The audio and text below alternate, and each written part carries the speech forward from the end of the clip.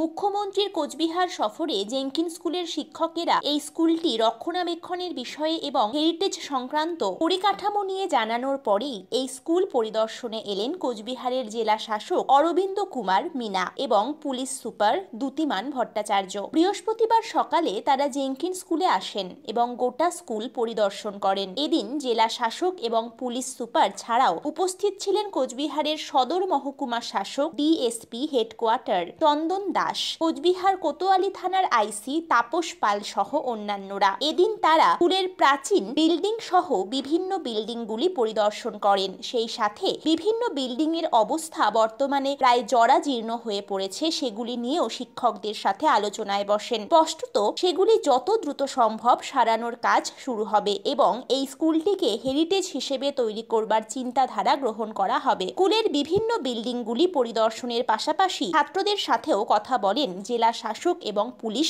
Super. News bureau, Cooch Behar. Jenkins স্কুলের পরিদর্শনে এসেছেন, কি বিষয় রয়েছে একটু যদি বলেন। আপনারা জানেন জাস্ট একদিন আগে মাননীয় আমাদের জেলাতে এসেছিল, তো যখন আমি মদনমোহন মন্দিরে যাচ্ছিলেন তো স্কুলের আমাদের অনেক পড়ুয়ারা স্যাররা ম্যাডামের কাছে রিকোয়েস্ট করেন আর বিল্ডিংগুলো খারাপ আছে, কন্ডিশনটা একটু খারাপ আছে। তো ওই ক্রমে ম্যাডাম আমাদেরকে নির্দেশ দিচ্ছিল আমাকে আর এসপি সাহেবকে যে আপনারা একবার ঘুরে দেখে আসুন, যে সমস্যা আছে বাচ্চাদের সাথে একটু কথা বলে আসুন। ওই ক্রমে আজকে আমরা এসেছি ম্যাডামের নির্দেশ মোতাবেক। তো আজকে আমরা ঘুরে দেখলাম অনেক ক্লাসরুমের মধ্যে জল পড়ছে, কোনো জায়গায় জায়গায় লিকেজ আছে। তারপর বাচ্চাদের সাথেও কথা বললাম আমরা। তো আমরা আমাদের সাথে পিডব্লিউডি টিমকে নিয়ে এসেছিলাম, ওরা অলরেডি দেখেছি, ওরা যত তাড়াতাড়ি সম্ভব এস্টিমেটগুলো তৈরি করবে। তারপরে আমরা ডিপার্টমেন্টের সাথে কথা বলবো যত তাড়াতাড়ি কাজগুলো রিপেয়ার যেন করা যায় ওটা আমরা ব্যবস্থা করব। সামগ্রিক পরিস্থিতি যেটা বিশেষ করে ছেলেদের যে বসার যে অসুবিধা হচ্ছে, সায়েন্স বিল্ডিংয়ে জল স্টক করে ফ্লোরে জল জমে গেছে, নিউ বিল্ডিংয়েও তাই অনেক জায়গায় ফাটল ধরেছে, স্টাফরুমের অবস্থাটাও বেশি ভালো নয়।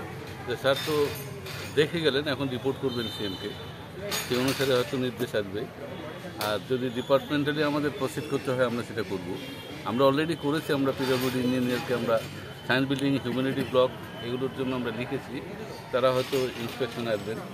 এটা এদিকে ডিপার্টমেন্টালি হতে থাক। আর যদি এদিকে হেরিটেজের মাধ্যমে যদি মুখ্যমন্ত্রী যেটা বলে গেছেন, যদি এই বিল্ডিংগুলো হেরিটেজের ভেতরে ঢুকিয়ে দিয়ে সংস্কারের ব্যবস্থা করেন, তাহলে আমরা তো খুবই খুশি হব। আর আজকের এই ডিএমের যে ভিজিটটা আমাদের ক্ষেত্রে অনেক কিছু শিক্ষণীয় হলো। আমাদেরও অনেক দায়িত্বশীল হতে হবে, বিশেষ করে পরিষ্কার পরিচ্ছন্নতা।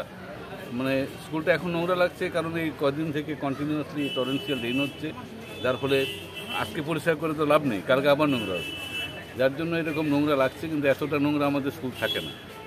হ্যাঁ, তো ডিএম স্যার এটাই বারবার বলছেন যে আপনারা এগুলো পরিষ্কার পরিচ্ছন্ন করবে, 15 দিন পর আবার তিনি ভিজিট করবেন। তো 15 দিনের মধ্যে আমরা ঠিকঠাক করে দেবো।